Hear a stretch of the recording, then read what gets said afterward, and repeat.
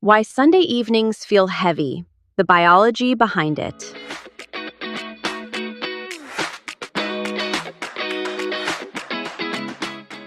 You took the weekend. You rested. You did nothing productive on purpose. And by Sunday evening, your body is already braced. Muscles slightly tighter, sleep slower to arrive. A low electric current of dread you can't quite name. Not about anything specific, just there. You didn't invite this. Your nervous system did. And it has a very specific reason, one that has nothing to do with how much you like your job. You're listening to Your Space Today, the podcast where we decode fatigue, stress, and burnout so you can rise again. Every Tuesday, we explore the hidden connections between your habits, your health, and your happiness, giving you the tools to take back your energy and your life.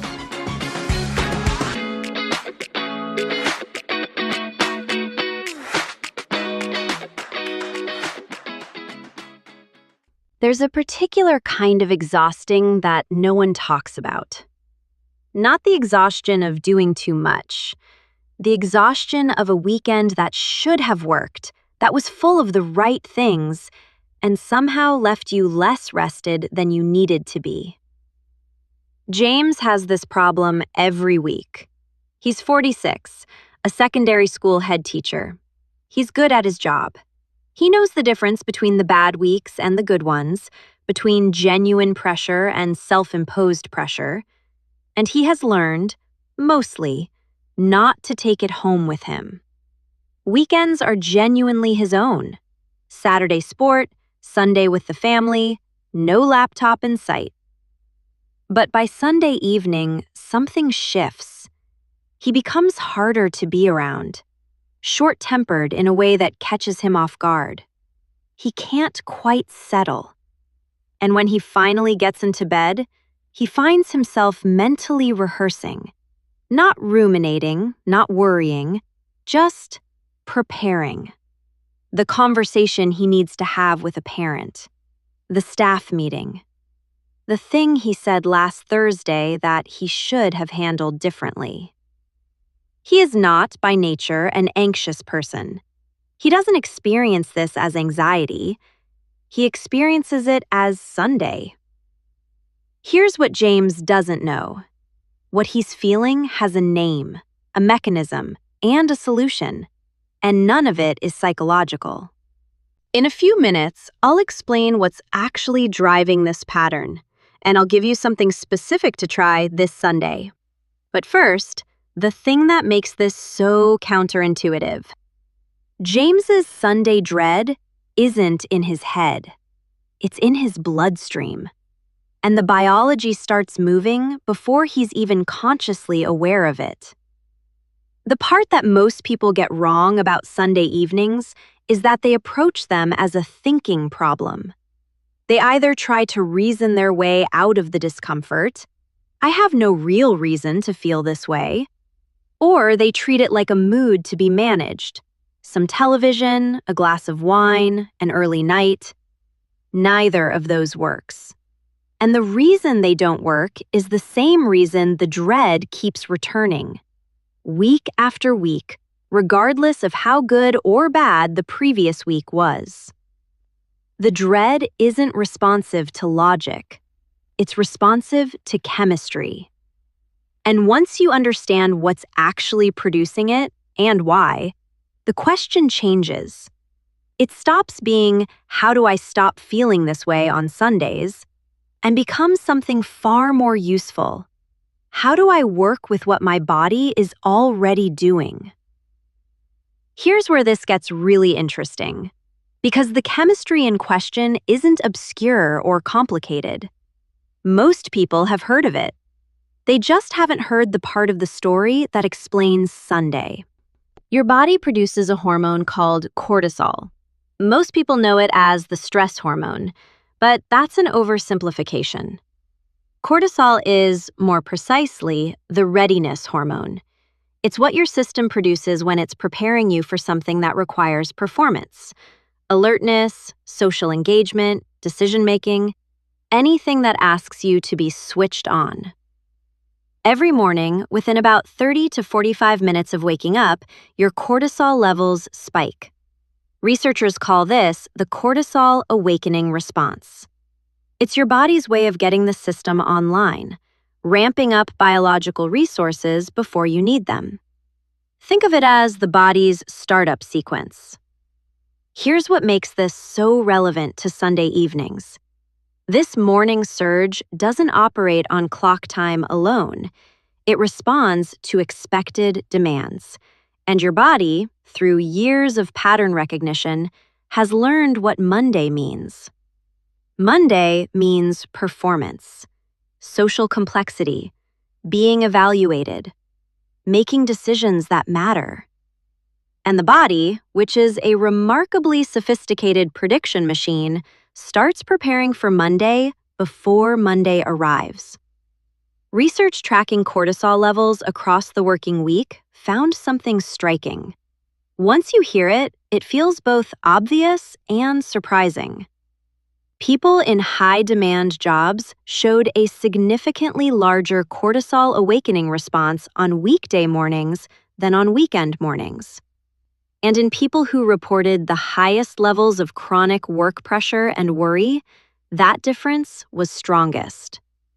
The body was ramping up harder, earlier, in anticipation of what was coming. The body wasn't reacting to Monday, it was already running the preparation script the night before. This preparation response has been studied in its own right. What researchers have found is that even the mental act of expecting a demanding day is enough to begin shifting the body's hormone levels.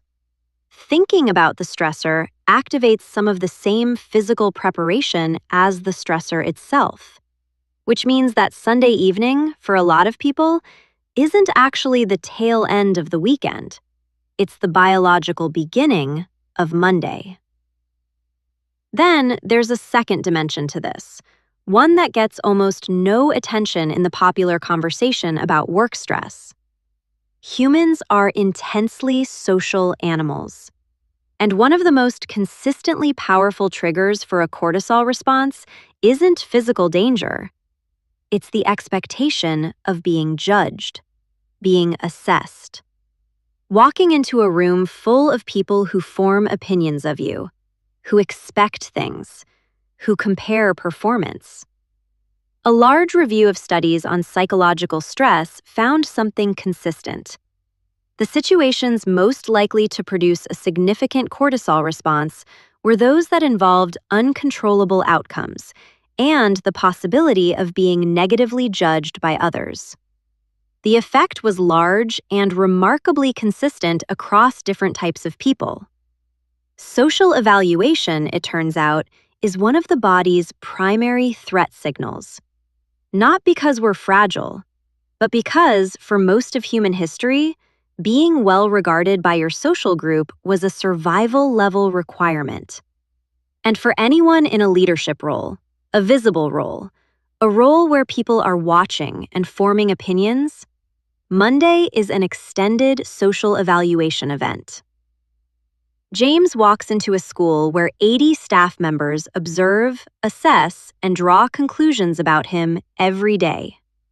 His body knows this. It has been tracking it for years. So what we have on a typical Sunday evening for someone like James is a biological system doing exactly what it was designed to do, getting resources ready for expected social and mental demands. It's not anxiety. It's preparation, which leads directly to an uncomfortable question. If the Sunday dread is biological, why do all the usual Sunday evening strategies keep failing? The most common responses to Sunday evening dread pull in opposite directions, and both of them fail in the same way. Some people lean in.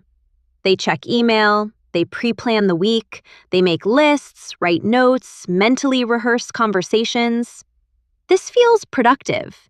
It feels like doing something useful with the discomfort. But here's the problem. Research into how the brain processes expected threats has established something important.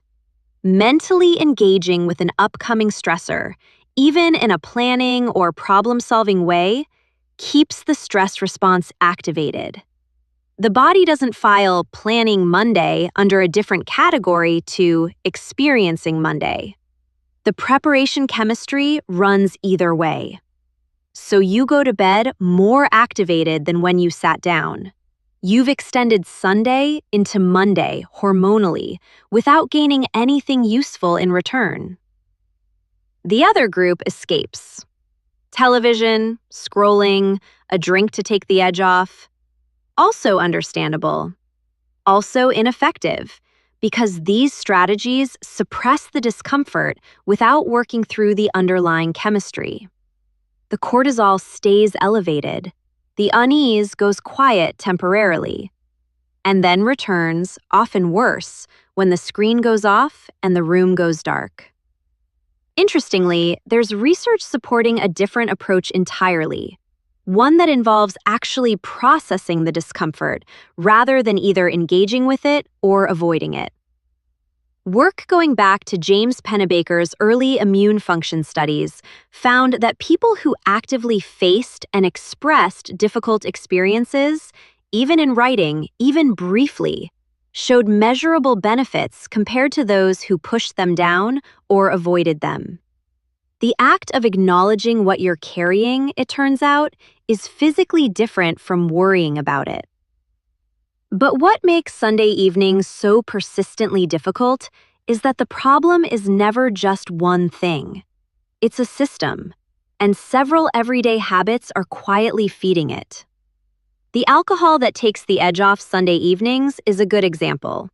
It feels like it turns down the dial on stress, and in the short term it does, which is why it's so appealing. But alcohol disrupts the structure and quality of sleep, reducing the proportion of deep restorative sleep, and evidence links regular evening drinking to higher cortisol levels the following morning. It does the opposite of what it feels like it's doing. The physical inactivity of a sedentary Sunday removes one of the body's most effective ways of working through stress hormones. Even moderate aerobic movement, a walk, gentle cycling, something that raises the heart rate for 20 minutes, helps the system actually process what's accumulated rather than leaving it to sit. The mental patterns that come with stress before the event, the replaying, the what-if thinking, keep the nervous system in a state of low-level readiness. And the later wake times that most people adopt on Saturday and Sunday mornings, which feel like earned recovery, shift the body's cortisol rhythm forward in a way that makes the Monday morning surge land harder. A phenomenon researchers have called social jet lag, the mismatch between your biological clock and your social schedule. What's striking when you look at these patterns together is how connected they are. The sleep disruption affects what you eat and when. What you eat affects how your brain handles the stress before the week begins. How you handle the stress affects whether you sleep. And underneath all of it, the sedentary day means none of those systems ever get properly reset. These connections run deeper than most people expect. And if you want to understand how they interact in your specific situation, there's a link to the website below where I explore each of them in much more depth. So the real question becomes, what does it look like to actually work with the biology instead of against it? The shift here is a small one in practice, but it's a significant one in principle. Instead of reacting to the Sunday dread when it arrives, suppressing it, engaging with it, waiting for it to pass, you work ahead of it. Not by planning for Monday, by doing 3 specific things that give the body's stress chemistry somewhere to go before it peaks. Let's talk about it step by step. The experiment is called the Sunday Anchor. 3 practices done in the afternoon or early evening before the dread has reached its height. First, a short walk. Not a workout, not a run you have to gear up for and recover from. A walk to the end of the road and back. 15 to 20 minutes, enough to move the body, raise the heart rate slightly, and give the day's accumulated stress hormones a physical outlet. This is one of the most well-supported findings in the movement and stress literature. Even mild aerobic activity helps the body work through and manage elevated cortisol more effectively than rest alone. And the amount required to get this benefit is genuinely small. You don't need to earn it with effort. Second, a deliberate social interaction that has nothing to do with work. A conversation with your partner about something ordinary. 10 minutes with a friend on the phone. Something that activates the nervous system's capacity for connection and safety. Not the high-stakes social engagement of work where you're being evaluated, but the kind where no one is judging your performance. Research on social connection and nervous system regulation suggests this kind of interaction can help shift the body away from threat readiness and toward the more restorative state that makes sleep easier to reach. Not because a conversation is magical, but because connection for a social species is one of the body's primary signals that the environment is safe. Third, the same bedtime as a weekday. This is the one that feels most counterintuitive, and it may be the most important. The research on social jet lag, the mismatch between your biological clock and your social schedule, consistently shows that shifting your sleep timing on weekends creates an internal mismatch that the body then has to compensate for on Monday and Tuesday. People who keep roughly consistent sleep and wake times across 7 days, not just 5, show better sleep quality, lower Monday fatigue, and more stable mood through the week. The benefit isn't from more hours in bed. It's from the rhythm itself staying stable. None of these things will feel dramatic in the moment. That's part of what makes them easy to underestimate. James started with just the walk. Sunday afternoon, 20 minutes, no particular destination. He felt slightly self-conscious about it. He also noticed within a couple of weeks that Sunday evenings felt marginally less charged. He added the consistent bedtime. Within a month, he described Monday morning as feeling less like an ambush. His Sunday hadn't changed. His body's relationship to it had. If you recognize James's Sunday evenings, in yourself or in someone you live with, the Sunday anchor is exactly where to start. Thank you for listening. In the next episode, we look at something that affects most people who've had a full day of rest and still feel no better for it. Why evenings that should restore you sometimes don't, and what's actually going on underneath that. Until then, take care of yourself. You deserve it. Your Space Today is published every Tuesday at 6 p.m. For detailed information, disclaimers, scientific references, visit the links below this podcast. This podcast is for educational purposes only and does not constitute medical advice, diagnosis, or treatment. Always consult with your healthcare provider regarding any health concerns.